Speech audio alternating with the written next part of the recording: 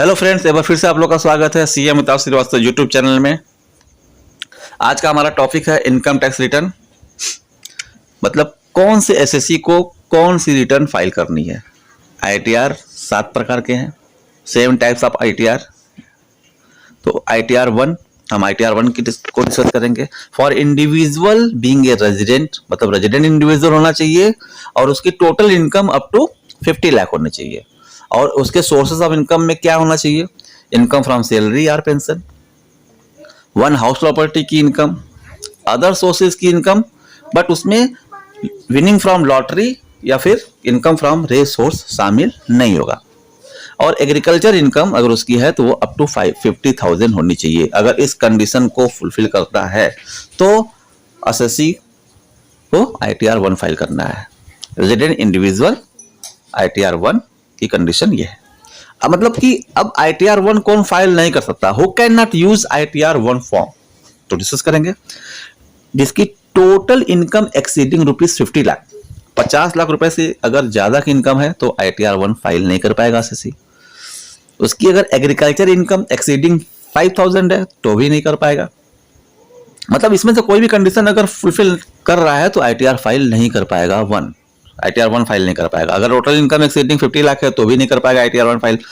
Agriculture income exceeding 5,000 है तो ITR 1 file नहीं कर पाएगा। टैक्सेबल कैपिटल गेन है अगर उसकी टोटल इनकम में तो भी आईटीआर 1 फाइल नहीं कर पाएगा।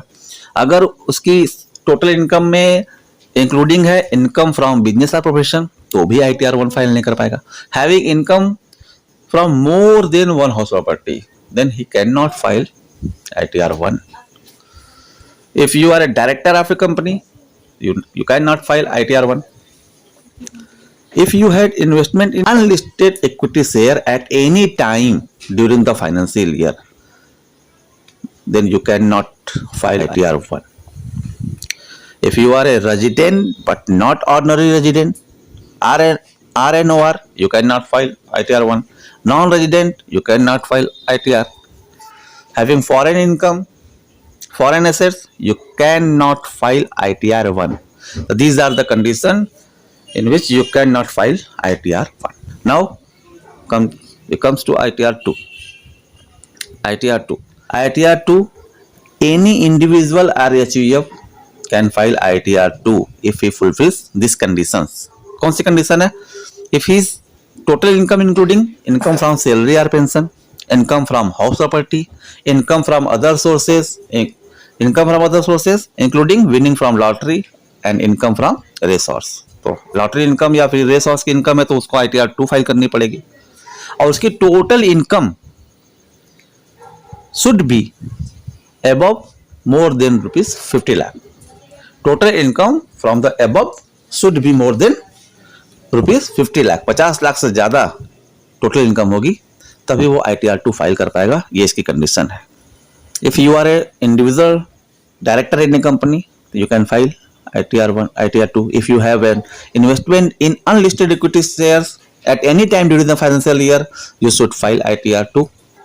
Being a resident, RNOR, non-resident, you should file ITR 2. Income from capital gains, you should file ITR 2. Foreign assets income, foreign income, you should file ITR 2. Agriculture income more than ₹5,000 तो आपको ITR 2 file करनी पड़ेगी। अगर इस condition को आप fulfil कर रहे हैं तो आपको आईटीआर 2 फाइल करनी है। चलिए तो अब आइए आईटीआर 2 कौन फाइल नहीं कर सकता। तो आईटीआर 2 कौन फाइल नहीं कर सकता, अब हम इसको डिस्कस करेंगे। तो return ITR 2 return form should not be used by an individual whose total income for the assessment year 21-22 includes the income from business or profession. मतलब आपकी इनकम में बिजनेस और प्रोफेशनल इनकम इंक्लूड हो गई तो आप आईटीआर 2 फाइल नहीं कर पाएंगे। उसके लिए आपको आईटीआर 3 या फिर आईटीआर 4 फाइल करना है, जिसकी कंडीशन अभी हम आपको बताएंगे कि आईटीआर 3 कब फाइल करेंगे बिजनेस प्रोफेशनल की इनकम में और आईटीआर 4 कब फाइल करेंगे। तो आइए अब आप बात करते हैं आईटीआर 3 की। 3 form is to be used by an individual or HUF family who have income from proprietary business or carrying or profession। मतलब कि इंडिविजुअल और HUF who have income from proprietary business or carrying on business or profession, the person having income from the following sources are eligible to file ITR 3. तो चलिए कब कब ITR 3 file कर सकते हैं, कंडीशन क्या है? अगर आप इंडिविजुअल डायरेक्टर है इन कंपनी में तो आप ITR 3 फाइल करेंगे. कैरिंग ऑन बिजनेस और प्रोफेशन, अगर आप बिजनेस और प्रोफेशन टोटल इनकम में बिजनेस और प्रोफेशनल इनकम इंक्लूड है तो आपको ITR 3 फाइल करना है. अगर आपके पास इन्वेस्टमेंट है अनलिस्टेड इक्विटी शेयर में at any time during the year तो आप ITR 3 फाइल करेंगे. में इंक्लूड मतलब कि टोटल इनकम में आपका इंक्लूड हो सकता है क्या? Income from house property, salary, pension, income from other sources, income of a person as a partner in the firm, तो आपको ITR 3 फाइल करनी है. मतलब कि बिजनेस प्रोफेशन इसमें जो है मेन थीम है कि अगर इनकम फ्रॉम बिजनेस प्रोफेशन है तो ITR 3 फाइल करेंगे. उस टोटल इनकम में बिजनेस प्रोफेशन के अलावा आपकी सैलरी इनकम हो सकती है, हाउस प्रॉपर्टी इनकम हो सकती है, या फिर पेंशन इनकम आपकी हो सकती है, अदर सोर्सेज की इनकम हो सकती है, तो भी आप ITR 3 ही फाइल कर सकते हैं. लेकिन अगर आपकी कंडीशन, सबसे बड़ी कंडीशन क्या है इसमें कि इनकम फ्रॉम बिजनेस और प्रोफेशन होना चाहिए, तो आप ITR 3 फाइल करेंगे. अब आइए ITR 4 का फाइल करनी है. तो ITR 4 फाइल करने के लिए हम लोग को पता है एक कंडीशन आई थी 44 AD की, 44 ADA की, 44 AE की. तो जो ये कंडीशन फुलफिल कर रहे हैं, प्रिजम्पटिव टैक्सेशन स्कीम अगर हम इसको बोले तो गलत नहीं होगा, प्रिजम्पटिव टैक्सेशन स्कीम में जो बंदे आ रहे हैं, जो 44 AD, 44 ADA, 44 AE इस कंडीशन को फुलफिल कर रहे हैं तो उन्हें फाइल करना है ITR 4. तो अब ये कंडीशन के बारे में पहले हमने डिस्कस कर लिया है. 44 AD हमारे लास्ट वीडियो में मैंने बताया है कि 44 AD कंडीशन कब फुलफिल होती है, किस कंडीशन में 44 AD अप्लाई होता है, सब मैंने डिस्कस कर लिया है. तो अब चलिए हम आगे बढ़ते हैं. अब आइए ITR 5 की बात करते हैं. ITR 5 फॉर्म जो है वो LLP के लिए है, AOP के लिए है. LLP means limited liability partnership, AOP means association of person, body of individual BOI, artificial judicial person, state of deceased, state of insolvent, business trust and investment fund. इनके लिए ITR 5 है, जो ITR 5 फाइल कर देंगे. अगर इस ये category में आ रहे हैं असेसी तो उनको ITR 5 फाइल करना है. आइए अब ITR 6 की बात करेंगे. ITR 6 कौन यूज कर सकता है? For companies other than company claiming exemption under section 11, income from property held for charitable और religious purpose. This return has to be filed electronically only. For company other than company claiming exemption under section 11 उनके लिए ITR 6 है.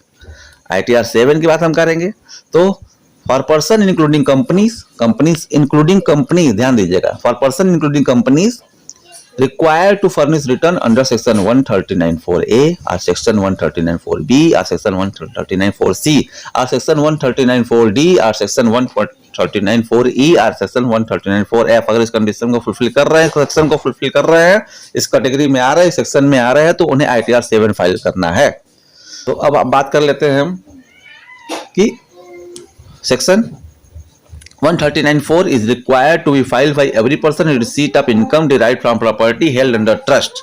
तो 139(4)A, 139(4)B is required to be filed by a political party if the total income without giving effect to the provision of Section 139A exceeds the maximum amount not chargeable to income tax.